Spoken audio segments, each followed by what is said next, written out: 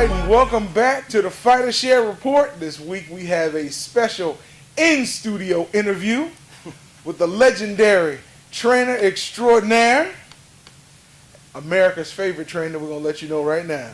This is Sherman Hollywood Henson. Just Hollywood. Hollywood. Thank you so much, my friend, for coming on. We've been waiting to have this interview for a year. Literally, we were talking about this the other day, and we walked into Silk's gym. I walked in with him the first time back in April of 2015, and I met you, and we talked about then we needed to get you on. So when we finally got this vehicle, this format, I'm just glad you could fit us into your schedule. Well, it's not been a point that I haven't been able to fit you in my schedule. It's just that I haven't been able to fit you in my schedule. I understand. Thank you, Floyd. Well, you started out not as a trainer, but as a fighter. Yeah. Go a little bit into that. Give us a little bit of your background in the ring. Oh, well, I boxed in the Army. Started boxing in Washington, D.C. Yeah, grew up in D.C. Stand up, Chocolate City. Yeah, all right. And when I went into the Army, I decided to box in the Army. And I got coached by Kenny Adams. Okay. Right, fought in the power tournament, the 7th annual national power tournament against Zach Padilla. I also fought in the Texas Golden Gloves. Now, I did a lot of good boxing, and when I got out of the Army, I wanted to box, turn pro myself. Mm-hmm. But then there was this low in between, and that man upstairs has his plans already made up for you. And next thing you know, I end up training fighters myself. Well, I've seen you in the ring working with fighters, male and female, children and adults. Before I really get into the heavy questions, who is your favorite type of fighter, male, female, age range, to really work with? To work with? Give me a 11-year-old, 11, 12-year-old, because they're at that age where they can be taught. They're searching, they're looking for something. They're looking for identity, and they want to be trained. They're going to listen to whatever you tell, and so they're so impressive. You can impress them so well by the things you do and the things you say to them. And my thing is this: is that I try to treat them all as if they're my kids. Mm-hmm. Yeah, they might be. You got jokes, but anyway, and that's how I work with them. I treat them as human beings. The same way I would like to be treated, same way I would like for someone to treat my kid, right? I try to treat them in that manner. Well, when I see you in the ring working with, whether you were working trying to help Silk get ready for his fight, or you're helping somebody who's just in a class, it seems so effortlessly with you. I mean, just so effortless when you're in there moving people around. They seem to get it. Have you always had those good communication skills with people, or is it really just in your passion? It's part of me. I'm a firm believer. If I'm going to teach you something, I'm going to teach it the way I would like to be done. I'm going to do it myself. Okay? And the thing is that I'm one of those trainers that if I tell you to do something, I'm going to damn sure be able to show you how it's done if you have a question. Because there's a lot of people that have different ways of learning. So you have to be able to connect with people from different angles. Okay. Well, it seems to work. I mean, a young man that you're working with now, Ashley, Tucson. When I've seen you work with him briefly in the gyms a couple months ago now, what are some of the things that he's done to be able to surprise you to this point? He started thinking, for one. And that's where a lot of trainers don't want fighters to think on their own. Me, I want you to think on your own. I'm going to show you what I want you to do. It's like taking a horse to water. I can take you to water, but I can't make you drink. How much you drink is all up to you. And that's what Ashley does. Okay. Who else are you working with right now? I work with Antonio Tarver Jr. Yeah. I didn't want to throw the name out there. Yeah, Antonio Tarver Jr., who is, oh my God. Yeah. You told me that you believe he's the next big thing in boxing. that that kid is just, he's amazing. He's such a pleasure to work with. He's like a sponge.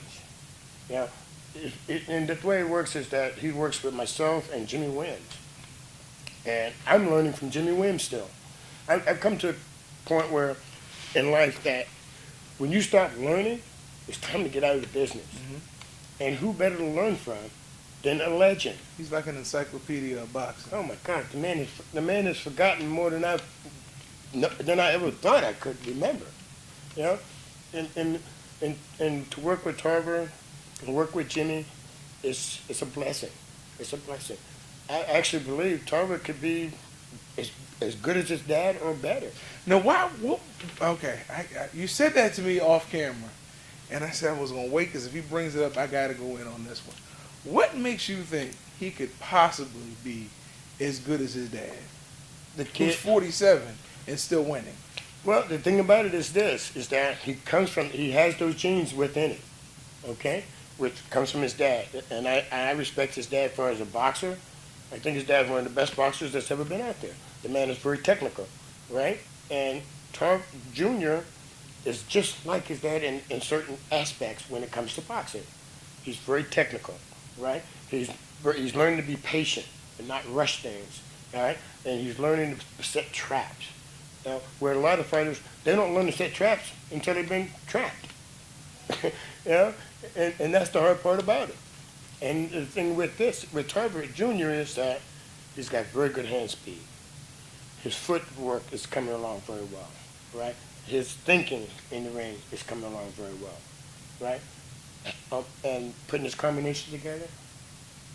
How's his defense coming along? His defense is fantastic too. His defense is fantastic. You know, the thing about him is he can sit in the pocket. And what I love about it is that he can make you miss in the pocket. And that's what we're working on also. Stand in there, making you miss, and making those counters, using those angles. We saw him spar Brian Perella, and who's getting ready for a fight on the 4th in Montreal. And Perella's a pretty big 47 and can move. How would you grade Tarver's performance against him, taking into account that Perella had put in 6, maybe 7 rounds before Tarver got in there? Well, that was the purpose, and that came from Perella's people. They wanted Tarver at the end because they knew Tarver was going to push Perella and make him work. The thing is, like when you're in the locker room before the fight, getting ready, you got to warm up. And that's what Perella was doing with those 6 rounds, getting warm, right? So when you put Tarver in the ring now, Perella's warm. He's ready to fight. He's ready to work with somebody that's going to put pressure on him and make him work. That's a great thing, and it works. It works. I noticed with Tarver, he seemed to eat maybe the first half of the round sparring. He ate some punches, and then all of a sudden he started really, and that's why I asked you about his defense, because he started walking forward, even in the defensive posture, moving, bobbing, and throwing more combinations and going to the body, which I hadn't seen him do in the past. So I was wondering if that's just part of your game plan, working with him going forward. Well, the thing about it is sometimes Tarver's a slow starter, okay? But the thing about it is that the way he switched the gears, right? Your average fighter nowadays, most of them want to take the first round off. Mm-hmm. They don't want to go in there and just get it over with. Basically, it's how you start taking that first round off. You can take the first round off being aggressive, or you can take the first round. You can take the first round and be non-aggressive and just move and read your opponent. Okay. And that's basically what he was doing with Brian. He was reading. You're dealing with a guy that's 4 inches taller than you with a reach across the room, and basically you got to learn to move the head. You got to know what your range is. And once we found range, different story. It was. On this show, we deal with a lot of different topics. So I kind of want to go around with you on some of these topics just to get your opinion since, I mean, you did train Jack Johnson. So you've been around the sport a couple years.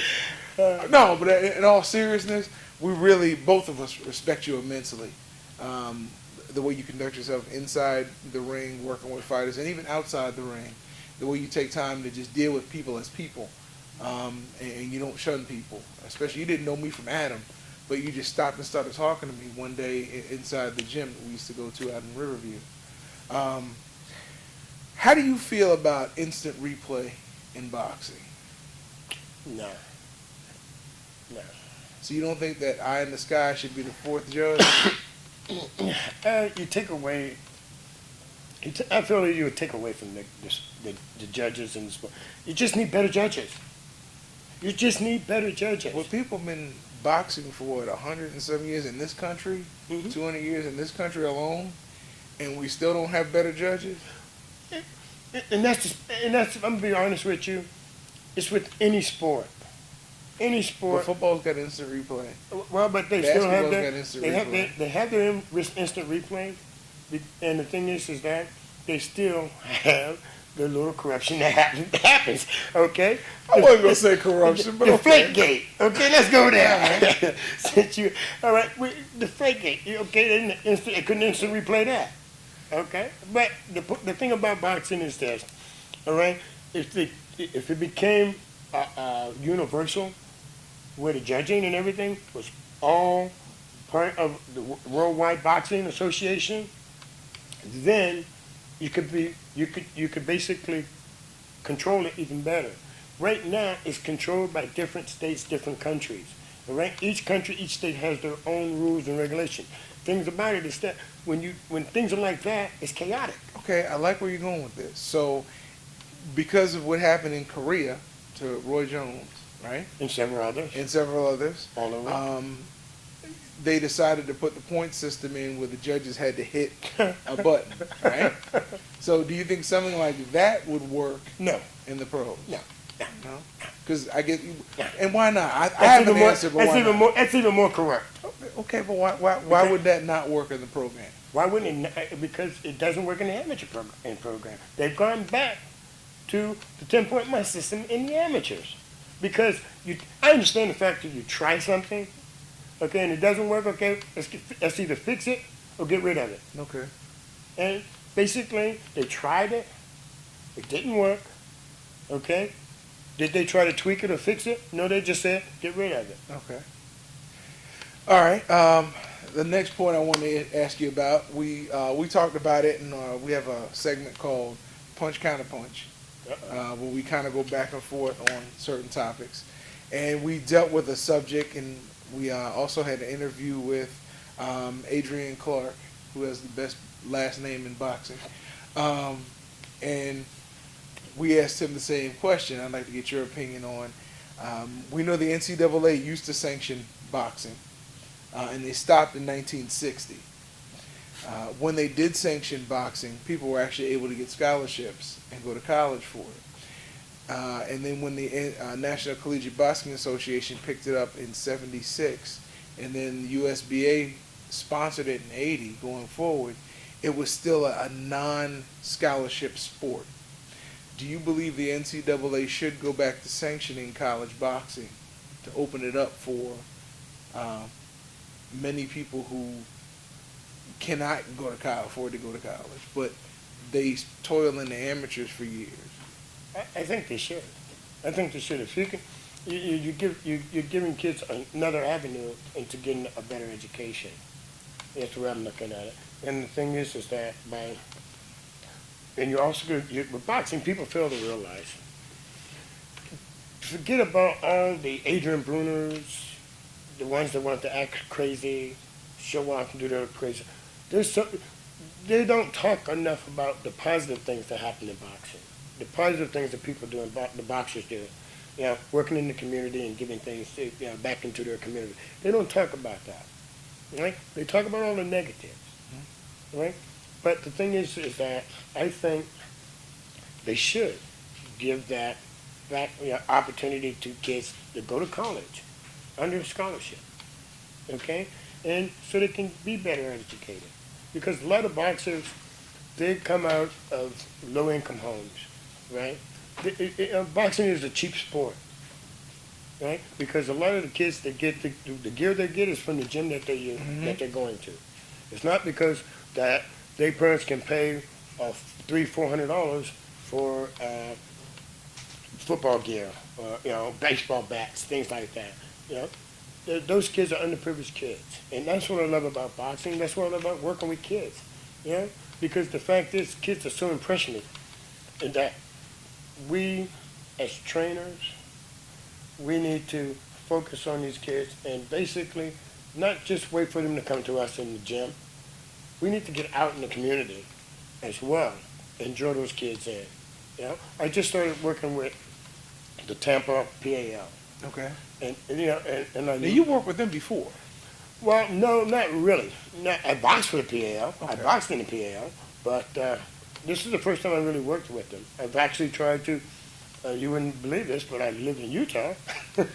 Yeah, and I actually tried to get a Boys and Girls Club started in the Mormon community.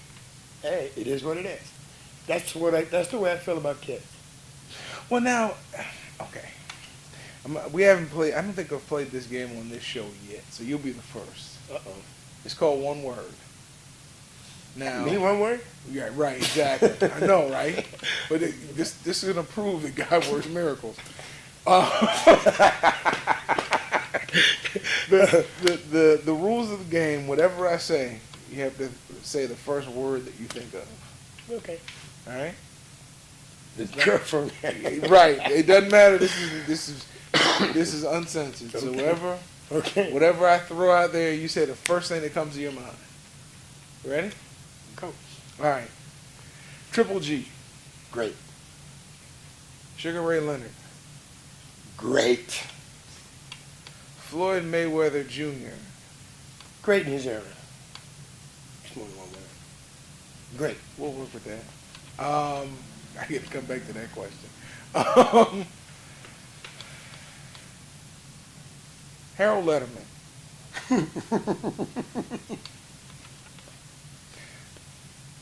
Boxing commentators in general.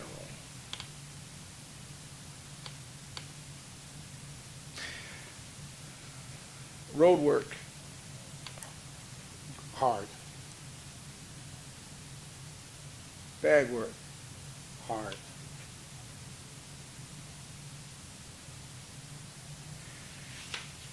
Draws. DRAWS. Bad.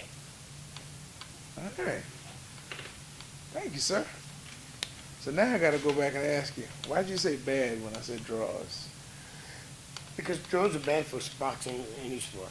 Okay. All right? It's like, it's like people that can't make decisions.